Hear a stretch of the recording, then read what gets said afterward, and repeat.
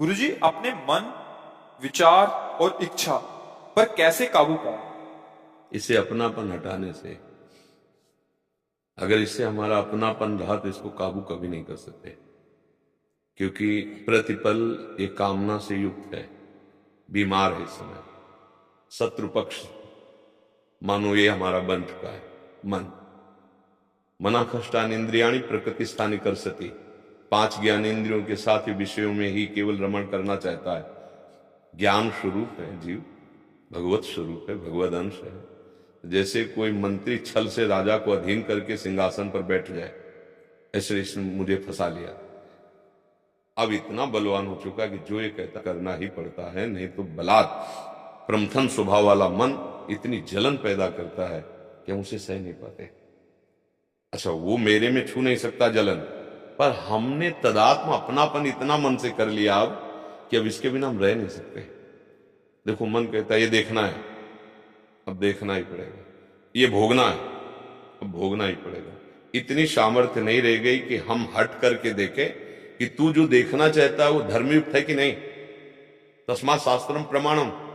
शास्त्र प्रमाणित देखना चाहता है कि नहीं, शास्त्र प्रमाणित सुनना चाहता है कि नहीं, शास्त्र प्रमाणित भोजन पाना चाहता है कि नहीं, शास्त्र प्रमाणित हर इंद्री का भोग भोगना चाहता है। अगर शास्त्र प्रमाणित और धर्मयुक्त है तो हमारे दस्तखत हैं। अगर तू अधर्माचरण करता, मैं स्वीकृति नहीं देता, अब जला ले, तू कितना जलाएगा।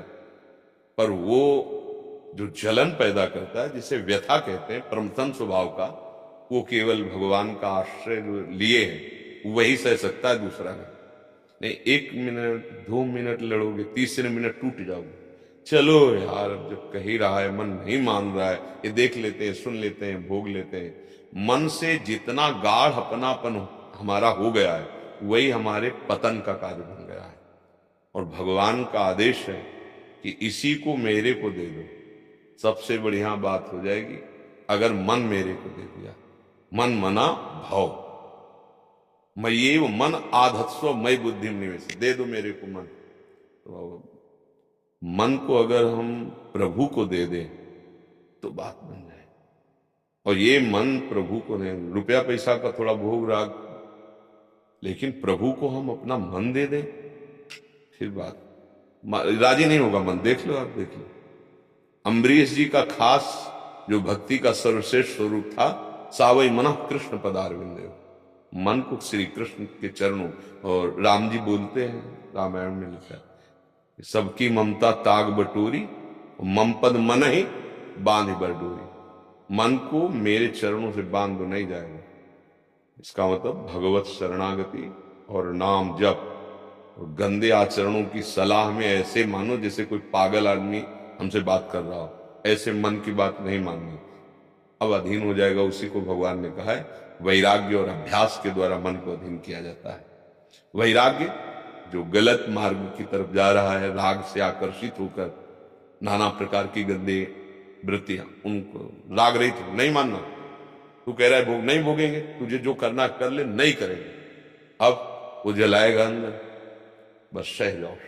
तो सहत सहत बाढ़े भगत गृह तन गुरु हितगार। जो सह गया वो महात्मा, जो टूट गया वो दुरात्मा। अपने लोग टूट ही तो रहे इसकी सलाह से। आज चलो वहां चलते हैं, आज ये खाते हैं, आज ये देखते हैं, आज ये मार दिया। कामनाएं, अशांति, चिंता, शोक, भय, ये व्याप्त हो रहा है। तो मन को सुधारने के लिए पहले इससे थोड़ा अलग होकर बातचीत करो।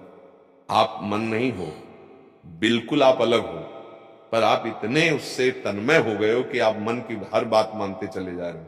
नहीं, वही मन है जो अनंत जन्मों से हमें फंसाए है। अब हमको मन की जांच करनी होगी, शास्त्र के अनुसार, संतों की वाणी के अनुसार। ये सही बात कह रहा है, धर्मपूर्वक, बिल्कुल दस्तखत है। अधर्म के आचरण की गंदी बात कर रहा है, बिल्कुल नहीं, बिल्कुल नहीं। तो जितना जलाना है जला दे।